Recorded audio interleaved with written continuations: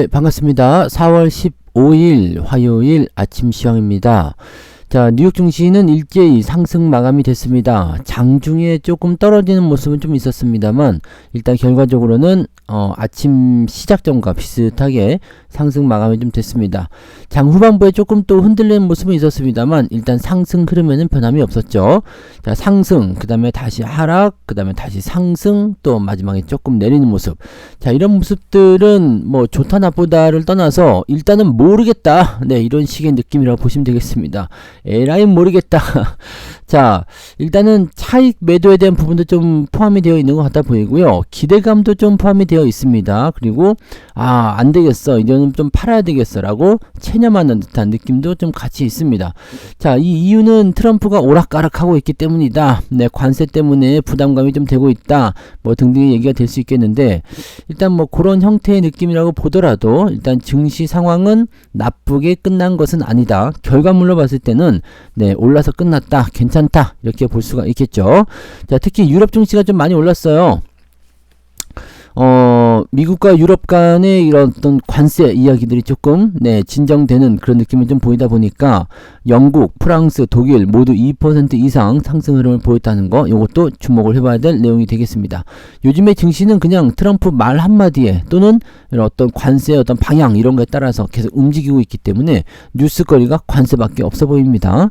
자, 뉴스를 살펴보도록 하자고요. 자, 일단 살펴보시면 뉴욕 증시가 일단 출발한 시점에서는 어떤 것들이 있었느냐. 자, 스마트폰, 컴퓨터 관세 유보 조치에 고무되었다. 그래서 급상승 출발했다 라는 식으로 되어 있죠. 그러니까 초반에 상승한 이 배경에 대해서 얘기하고 있습니다. 자, 스마트폰, 컴퓨터, 메모리 카드 등에 대한 관세 유보 결정을 내린 것이 투자 심리를 고무하고 기술주의 랠리를 촉발했다. 자, 이번에 18일 날은 성금요일 휴장이기 때문에 거래일이 4일로 짧아진다고 그랬죠, 이번 주는. 그래서 일단 현재 시점에서는 4일밖에 안 되는 이 짧은 거래일 동안에 주가 흐름을 만들어내야 되기 때문에 조금 바삐 움직였던 것 같아 보이긴 합니다. 자, 빅스 지수 같은 경우는 31.53 여전히 높긴 한데 조금 낮아졌다고 되어 있고요. 3대 지수는 전 거래일인 지난 11일 동반 강세로 마감을 했는데 이번에 또다시 상승 흐름을 보여줬다 라고 얘기가 되어 있는 거죠. 자, 스마트폰, 노트북 컴퓨터, 컴퓨터 프로세서, 메모리 칩, 반도체 제조 장비 등에 대한 상호 관세 부과 대상에서 제외가 되는 조치를 내렸다. 자, 그에 따라서 기대감이 좀 발현이 된 거죠. 자, 다만 이번 조치는 영구적인 것은 아니다. 뭐 당연하겠죠. 네, 뭐 더 좋게 하든 나쁘게 하든 알아서 변신을 좀 시키게 하겠죠. 자, 근데 이번에 이 트럼프 대통령이 엘살바도르 대통령을 만나면서 기자회견을 열었을 때 반도체 얘기가 좀 나올 것 같았는데 그 얘기가 안 나왔습니다. 제가 새벽에 이야기해드렸죠. 대신에 자동차에 대한 기대감을 좀 안겨줬고요. 그 다음에 제약에 대한 리스크향 모습을 좀 보여주기도 했습니다. 뭐 그런 형태의 느낌이었고, 아침 시작점에서는 일단 그런 모습은 적용이 되지 않았었기 때문에 약간의 애매한 형태가 좀 됐었습니다. 자, 그럼 이게 어떻게 변했는지 한번 보도록 하자고요. 한 템포 뒤에 가면 나오겠죠. 네, 뉴욕 증시 상승 마감, 요거 한번 보자고요. 네, 전자제품 관세 일시 면제, 미증시 소폭이지만 일제 랠리. 이건 아까 나왔던 이야기 그대로인 것 같은데요. 네, 마감에 대한 부분들을 봐야 되니까 그 전에 거 한번 볼까요? 너무 일찍 봤나요? 자, 여기 볼게요. 네, 폰, PC 이어 자동차 관세 면제 가능성의 상승 이렇게 되어 있죠. 제가 오늘 2시인데 경인가요? 이 리포트가 아니에요. 이제 기자회견하는 모습들을 라이브로 보다가 이거는 전달해 드려야 될 것 같은데 해가지고 이슈 진단 하나 더 얹어놨어요. 그 부분들 참고하시면 되겠습니다만, 여기서는 이제 제가 그 당시에 듣고 보기에는 이제 자동차 전체에 대한 부분들로 생각을 했었거든요. 자동차 업계라는 이야기를 해서 그쪽으로 봤는데 좀 더 세밀하게 보면 이제 자동차 부품 쪽인 것 같아요. 자동차 부품 관세 면제 가능성도 시사했다 이렇게 되어 있거든요. 자, 상호 관세 부과 대상에서 뭐 전자제품에 대한 부분들 면제 이렇게 되어 있지만 사실적으로는 크게 다루진 않았어 보입니다. 자, 지금 현재 상황을 볼게요. 애플은 2%대 상승. 왜냐면 트럼프가 나 팀쿡 도와주지 않았니? 뭐 이런 식으로 얘기 나왔어요. 그래서 가장 큰 혜택을 보게 될 것이다 라고 얘기가 되었던 부분이고요. 팀쿡과 트럼프 대통령의 두터운 친분을 바탕으로 이번 관세 면제를 받아냈다는 분석도 애플의 주가를 끌어올렸다. 자, 그 외의 기업들도 대부분 참 괜찮았는데 메타 좀 내렸고요. 아마존도 조금 내렸습니다. 자, 대신에 새벽에 설명을 드린 것처럼 GM, 제너럴 모터스, 그 다음에 포드 이런 것들은 이제 주가가 상승을 했다. 자, 자동차 부품에 대해서 무슨 얘기를 했느냐? 지금 자동차 기업들을 도울 방안을 모색하고 있다. 전 여기를 이제 중요하게 생각을 했어요. 그래서, 자동차 기업들이 미국에서 생산을 해내는 거에 대해서 어려움을 조금 느낀다. 그래서 내가 관세로 그들을 좀 돕고 싶다. 라는 식으로 얘기를 했단 말이죠. 그래서 그거를 이제 저는 이제 전달을 해드렸는데, 자, 조금 더 자세하게 설명을 좀 하게 됐네요. 자, 그들은 캐나다, 멕시코와 다른 지역에서 생산하는 부품을 이곳에서 만들기 위해서 전환을 하고 있는 상황이다. 시간이 조금 더 필요하다. 라고 얘기를 하는 거거든요. 그러니까 이게 자동차 전체에 적용이 될 내용인지 아니면 자동차 부품에만 적용이 될 내용인지는 아직은 잘 모르겠다는 거죠. 근데 부품 쪽에 이제 관세가 면제가 되는 상황이 벌어지게 된다면 부품을 조립해서 만드는 게 완성차잖아요. 그러니까 완성차 쪽을 한꺼번에 때릴 수도 있지 않을까 싶기도 하고, 또는 완성차 쪽은 그냥 그대로 가고 이 자동차 부품에 대한 것들만 이제 면제하자 이렇게 나올 수도 있다는 얘기죠. 자, 면제된 부품을 쓰면 면제잖아요. 그러니까 실질적으로 이거를 자동차 쪽 전체를 하게 될 것인지 아닌지 이게 조금 모호하네요. 일단은 부품이다라고는 뭔가 시사적인 요소들을 좀 만들어낸 것 같긴 한데 요거는 조금 더 살펴봐야 될 것 같습니다. 어쨌든 자동차 업계에 대한 부분들에 대한 관세를 통해서 그 업계들을, 자동차 업계를 돕기 위한 어떤 얘기를 좀 하고 있었다라는 것이 이제 나온 거고요. 자, 스마트폰이 관세 예외 대상이 될 수도 있다. 이 부분은 뭐냐? 애플 제품이나 스마트폰이 관세에 대한 예외 대상이 될 수 있겠느냐? 그랬더니 뭐라고 했느냐? 나는 마음을 바꾸지 않았지만 매우 유연한 사람이다. 이 이야기도 해드렸죠. 난 아무도 다치게 하고 싶지 않다. 뭐 그런 얘기도 있었고, 더 나은 게 나올 수도 있다. 네. 나는 관세 예외를 발표한 적이 없다고 해명한 지 하루 만에 또다시 말을 바꿨다. 그러니까 어지럽습니다. 어지러워요. 그리고 뭐라고 했느냐? 팀쿡을 내가 도와주지 않았냐? 봐봐라. 잘 되고 있지 않느냐? 그러니까 이 트럼프의 어떤 그 잘난 척 하는 거 있잖아요. 거의 뭐, 네. 잘난 그 자뻑 수준이 아주 심각한 수준이라고 얘기하는데, 뭐 이런 상황들이 명확한 어떤 기준이나 이런 것도 없이 두루뭉실하게 계속해서 유지가 되고 있고, 그게 자꾸 바뀌었다가 사실은 그게 아니었다. 근데 사실 그게 아닌 게 또 아니었다. 또 사실 그게 아닌 게 아니었다. 뭐 이런 식으로 계속 나오는 거잖아요. 그래서 좀 피곤하다라는 식으로 좀 보시면 될 것 같아 보입니다. 네, 그런 상황들이고, 트럼프의 새로운 발언은 도대체 뭔가라는 식인데, 자, 일단은 관세에 대한 부분들은 조사에 들어간다라고 되어 있는데, 보통 이제 270일 안쪽으로 조사를 하자 뭐 이런 식으로 얘기 나왔던 것 같아요. 근데 그런 부분들은 어떤 의미가 있느냐? 당분간은 관세에 대한 부분들은 네, 특별하게 위협적이지 않을 것 같다라고 생각이 될 수 있는 내용이 될 수 있겠다 보여지는 거죠. 그러니까 반도체 쪽에 대한 부분들은 일단 유예를 시켜놓은 상태라서 지금은 그 어떠한 관세도 들어오지 않고 있다는 게 일단은 팩트죠. 그 다음에 오늘 뭔가 나올 것 같았는데 특별한 얘기 없이 그냥 그럴 수도 있을 것 같아요 라고 얘기를 해주는 상황.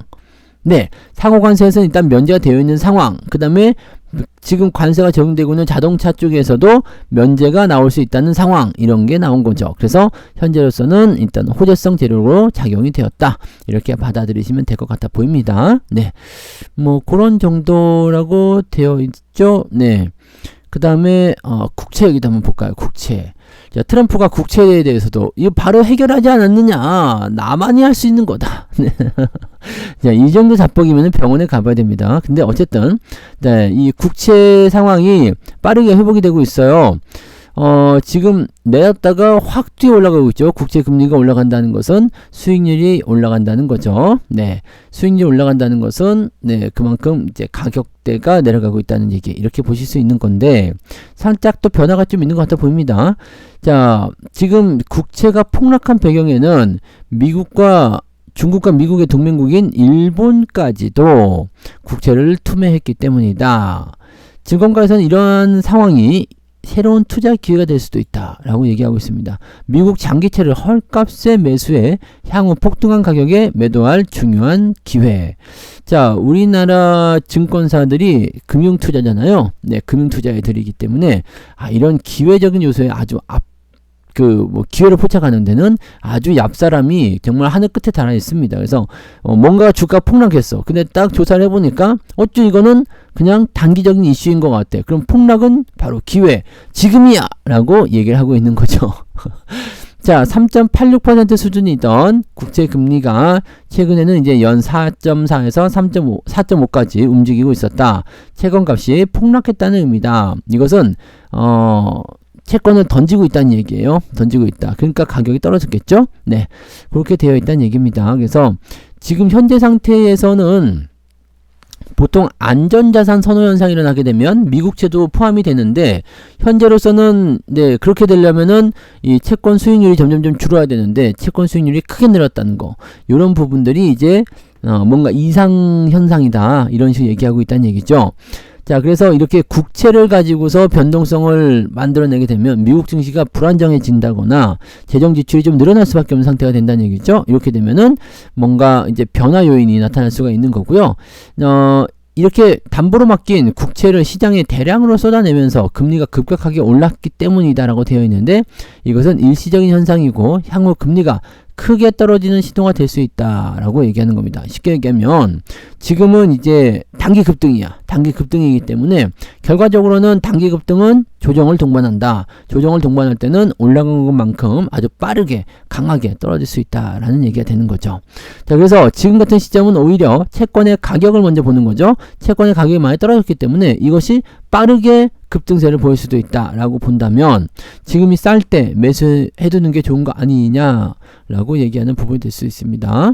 자, 지금 근데 그냥 채권에만 투자해도 괜찮을 것 같은데요. 금리가 4.5% 정도. 그러니까 큰 자금 갖고 계시는 분들은 이제 4.5% 금리다 라고 한다면 그 가격으로 한번 대응해봐야 되겠다. 난 30년 동안 4.5% 이자 계속 받아먹을래. 이렇게 나올 수도 있다는 얘기죠. 네. 자, 아무튼 뭐 그렇다고 합니다. 그래서 관세는 스태그플레이션 압력으로 작용하기 때문에 연준은 결국 관세가 물가에 미친 영향을 확인한 뒤에야 움직일 가능성이 크다. 자, 4월 달에는 FOMC가 없기 때문에 당연한 겁니다. 그래서 5월이나 6월경에 이제 FOMC가 있을 때 금리에 대한 결정이나 이런 것들이 정해질 수 있다. 그래서 우리가 지금 이 부분을 생각할 필요는 없다 라고 보는 것이 맞는 거죠. 네. 자, 그렇게 되어 있고요. 네. 자, 베센트 재무장관이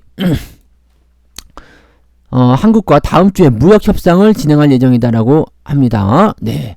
한국과 무역 협상을 진행할 것이다. 5개 국가입니다. 네. 지난주에는 베트남, 수요일에는 일본, 다음 주에는 한국과의 협상이 있다. 라고 되어 있습니다. 자, 일단은 동맹국들이 자신의 최우선의 목표다라고 되어 있고요. 자, 베트남 쪽에 대한 이 상호 관세나 이런 무역 협정에 대한 부분이 잘 풀리게 됐는지 모르겠네요. 네, 이게 잘 되게 되면 일단은 긍정적인 요소가 네, 전반적에 미치게 됩니다. 우리는 중국에서 베트남 쪽으로 공장을 많이 이전시켰기 때문에 베트남 쪽의 상호관세를 어떤 식으로 주물러 대느냐에 따라서 상황은 좀 달라질 수 있다라고 판단하시면 될 것 같습니다. 상호관세 이후에 10개국 이상이 미국의 놀라운 무역 협상을 제안했다라고 얘기를 하고 있다고 하는데 일단은 모르죠. 한번 지켜봐야 되겠습니다. 얘네들은 워낙 뻥을 많이 쳐대기 때문에 네, 당장 뭐 지들이 무슨 얘기를 하고 있는지도 모르고 지금 이 참모진들과의 그런 수습도 잘 안 되는 것 같죠? 네, 참모진들이 국회에서 증언하고 있을 때 트럼프가 갑자기 관세를 뭐 이야기한다든지 뭐 이런 얘기가 나오면은 나도 잘 몰랐는데 뭐 이런 식으로 얘기 나오는 거 있잖아요. 그러니까 아무튼 한국과 다음 주에 무역 협상을 진행할 예정이다라고 했기 때문에 어떤 이야기가 나올런지는 또 다음 주까지 변수가 계속적으로 생겨날 수밖에 없겠다라고 보시면 되겠죠. 네. 이게 좀 적당히 좀 했으면 좋겠는데 계속 나오네요. 네. 자, 관세를 부과한다라는 부분들은 한번 보자고요. 반도체 의약품 안보 영향 조사 개시 이렇게 되어 있는데 아까 전에 잠깐 말씀드렸던 게 그런 겁니다. 자, 반도체 장비 등등등등 해가지고요. 국가 안보에 미치는 영향을 판단하기 위한 조사를 시작했다. 의약품과 그 원료에 대해서도 조사를 개시했다. 자, 무역 확장법 232조에 근거한 조사다라고 되어 있고요. 반도체 의약품은 지난 9일부터 시작한 상호관세 부과 대상에서 빠져 있지만 자, 여기에 대한 부분들을 이제 품목관세를 부과하기 위해 하겠다고 예고를 한 상태. 그래서 반도체에 대한 관세도 아마 한두 달 내에 그 다음에 뭐 아주 가까운 미래에 시행될 것 어쩌고저쩌고 막 얘기를 했었는데 아직까지는 지금 나오지 않는 모습이죠. 그래서 일단은 의약품 관련해서 제약 관련한 부분에서는 아까 새벽에 그 인터뷰를 한 내용을 보게 되면 곧 조만간 머지않은 미래에 이 관세를 부과할 것이다 라고 얘기를 한 상태고 반도체는 일단 품목별로 제외가 된 상태고 뭐 이렇게 되어 있습니다. 그래서 뭐가 더 맞냐? 모르겠다. 네, 그게 정답이죠. 그래서 좀 더 지켜봐야 될 것 같아 보입니다. 그죠? 자, 그렇게 보시면 될 것 같습니다. 오늘 뉴스는 이렇게 오늘도 조금 혼란스럽다. 근데 자동차 업계 쪽 뭐 부품주가 됐든 완성차가 됐든지 간에 이쪽은 조금 긍정적인 요소가 될 수 있겠고요. 바이오 제약 쪽에게는 조금 악재 요인이 될 가능성이 있을 것 같습니다. 그래서 그 내용들 같이 참고하시면 되겠고 보다 뭐 좀 더 자세한 이야기 일지 아닐지 모르겠습니다만 네, 오늘 새벽에 이슈 진단을 올려드린 거를 한번 참고해 보시는 것도 좋은 그런 도움이 될 거라고 생각합니다. 자, 일단 오늘 우리나라 증시도 큰 문제 없이 일단은 뭐 미국 흐름을 따라가지 않을까 생각합니다. 강보합 또는 상승 출발 예상되고 있으니까 거기에 따른 기대감 그대로 한번 가져가 보도록 하자고요. 자, 오늘도 좋은 하루 보내시기 바라고요. 오늘은 여기까지. 자, 장중시황 때 다시 오겠습니다. 고맙습니다.